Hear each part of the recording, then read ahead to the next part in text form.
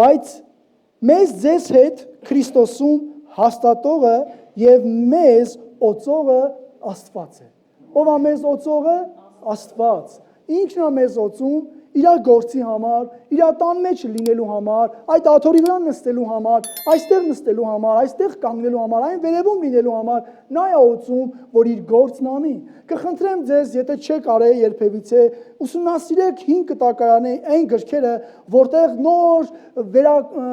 նոր ձևավորվում էր պետություն, ձևավորվում էր տաճար, հոգևոր պաշտամունք, այդ օրենքներ, եւ նայեք, որ ով ինչ գործ արել է Աստծո տան մեջ, բոլորի վրայով գրված է, եւ Աստծո հոգին նրա վրա էր, նրան իմաստություն էր տվել այսինչ գործի համար։ Այսինքն մենք տեսնում ենք, որ անգամ այդ գործի համար էլ պիտի յուղ ունենաս։ Պարզապես ինչ-որ բան անելով չի, ուզում ես համալսարան վերջացրա, ուզում ես մագիստրատուրա վերջացրա, միևնույն է, յուղը եթե չլինի, դա մի օր կավարտվի։ Եվ Աստված ինքն էլ օծում էր իր գործի համար հատուկ մարդկանց։ Օրինակ, Պողոսին Աստված կանչեց, որ իր խոսքը տանի հեթանոսների մեջ, նա օծված էր, նրան օծեց Տերը։ Տերը օծում էր մարդկանց մարգարեական գործի համար։ Տերը օծում էր մարդկանց թագավորական գործի համար։ Տերը օծում էր մարդկանց, որ ոսկիով գործ անեն։ Ոսկեր ինչ-որպես։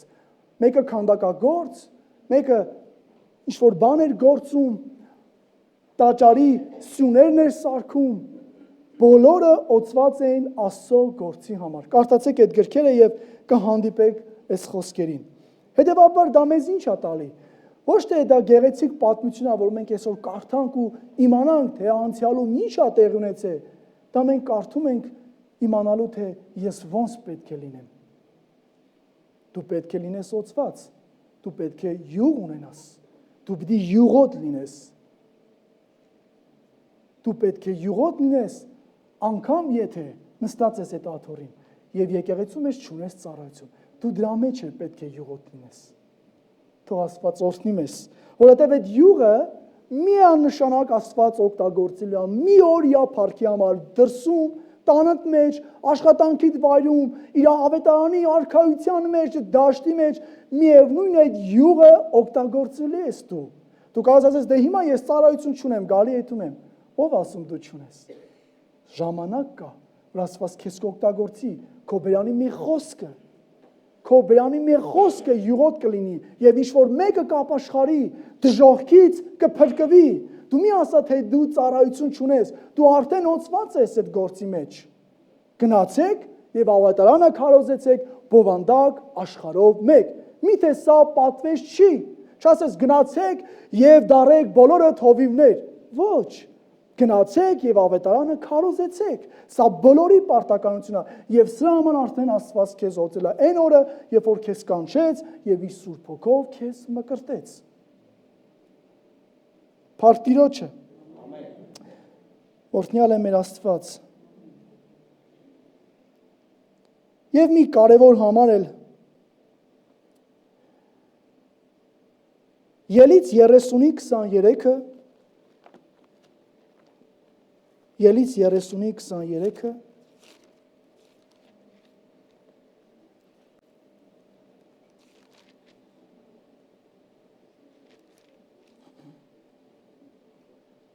Յուղի բաղադրության մասին աստեղ գրած, թե ինչ բաղադրություն ուներ օծման յուղը։ Իհարկե ես այստեղ չեմ մտել ժամանակի առումով, բայց այս բոլոր այդ նյութերը, որոնք գործածվել են օծման յուղ ստանալու համար, դրանք էլ իրենց բացատրությունն ունեն։ Եվ Եհովան խոսեց Մովսեսի հետ, ասելով. «Առ քեզ մոտ գլխավոր համեմունքները»։ Մեր քույրերը լավ կիմանան համեմունքները ինչքան կարևոր են կուխնյայում, չէ՞։ Եվ մեկ էլ տղամարդիկ, որ ուտողն են։ Զուտ զմուս 500 սիկղ, նայեք գրամներով, կիլոներով, դեցիներով, սա գրված է։ Նրա կես չափ, այսինքն 250 սիկղ անուշահոտ կինամոն եւ 250 սիկղ անուշահոտ խունկեղեն եւ 500 սիկղ Կիսայի սրբարանի, Սիկրի համեմատ եւ մեկ հիմեն ձեթի յուղ։ Եվ շարունակությունը դուք տանը կկարդաք։ Սա բաղադրությունն էր եւ սրանք իրանց մեջ մեծ նշանակություն են։ Ես ձեզ մի բան ասեմ, սա ուղղակի սև բիբար չի, որ այսքան սև բիբար կգցես կամ այսքան էլ աղ։ Սա շատ կարևոր դեր է տանում օծման յուղը ստանալու համար, որտեղ միևնույն երբ որ դու պատրաստում ես, դա պիտի ներկայացնես Աստծո առաջ եւ նա ինքը պիտի հավանի եւ սուրբ համարի դա, որ դու դա էլ գործածես գործի մեջ Աստծո եւ այդ ինչի վրա որ կթափվի, դա էլ սուրբ լինի։ Այսինքն նայեք, ինչքան կարևոր էր բաղադրությունը, դա շատ կարևոր էր բաղադրությունը, որովհետեւ պատրաստված նյութը պետք է սուրբ աներ ամեն բան ինչի վրա որ նա կկաթար։ Կլներ դա մարդ, կլներ իր եւ առարկա, միևնույն է դա սուրբ է լինելու։ Փառք Տիրոջը։ Դե պատկացեք ինչքան ուշադրությամբ են հատուկ այդ մարդիկ պատրաստել յուղը, որ ոչ մի բան Աստծո պատվիրանքից բաց թողեն։ Փառք Տիրոջը։ Եվ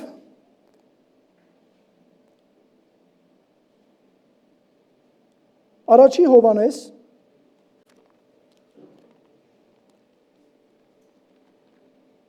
Հովհաննես 2:20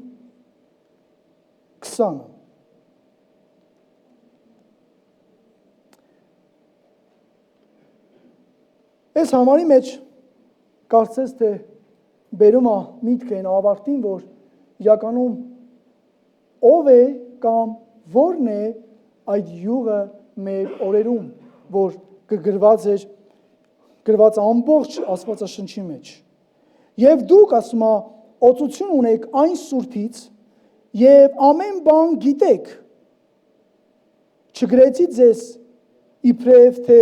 ճշմարտություն չգիտեք, այլ թե գիտեք նրան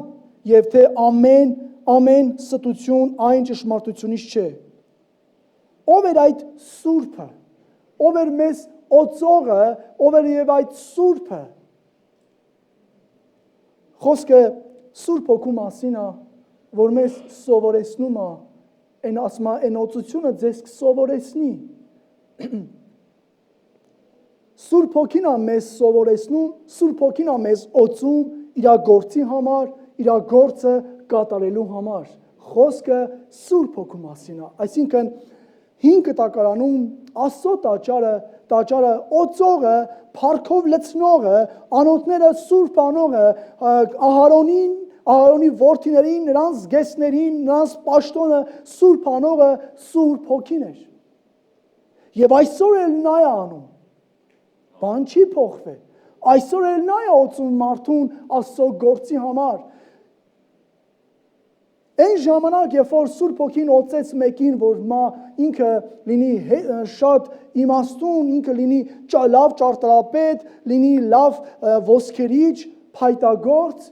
Սուրբ Հոգին որ օծեց այն վաղտ այդ մարդկանց, այսօր էլ ինձ ու քեզ օծում մեր ժամանակներում պահանջվող գործի համար, որից Աստված կփառավորվի եւ Աստծո արքայությունը կկառուցվի։ Փառք Տիրոջը։ Օրհնյալ է մեր Աստված, որ մեզ տվել է Սուրբ Հոգին, շնորհակալ ենք իրապես Տիրոջից, որ տվել է Սուրբ Հոգին, որ առանց նրա մենք ուղղակի ոչ մի բան չենք կարող անել, առանց նրա չենք կարող պաշտամունքի գալ, հավատքի գալ եւ ճանաչել Տիրոջը։ Նա է պատճառը, որ ես ու դու այստեղ ենք։ Թող Տիրոջ անունը փառավորվի։ Եվ երկրորդ, սա օծման յուղի մասով,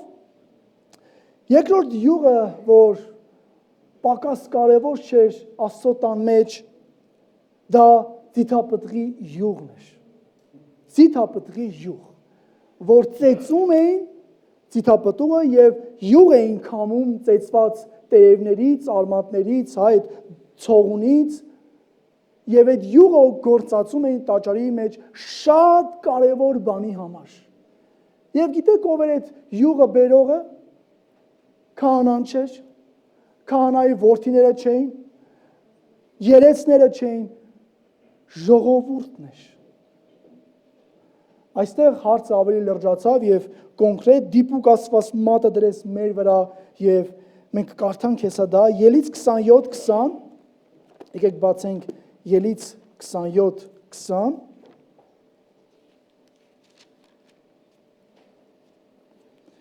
Եվ ինչ ասում եւ դու պատվիրիր Իսրայելի որդիներին կամ ժողովրդին որ քեզ մաքուր շեշտումա մաքուր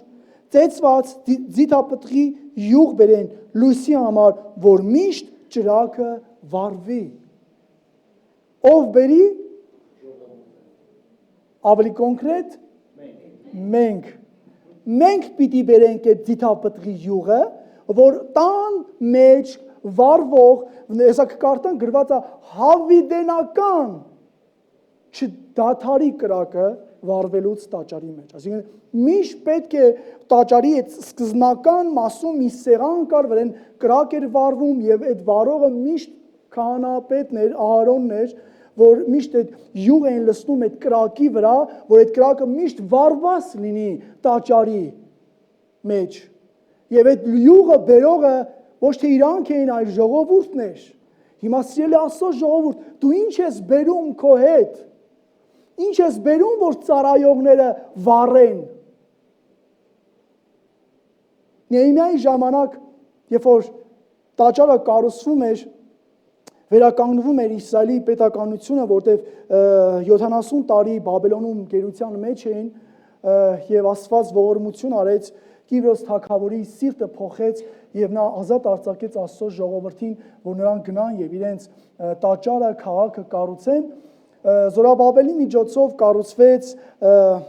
տաճարը փլուզված դռները պատուհանները փեղկերը Եզրասի միջոցով կառուցվեց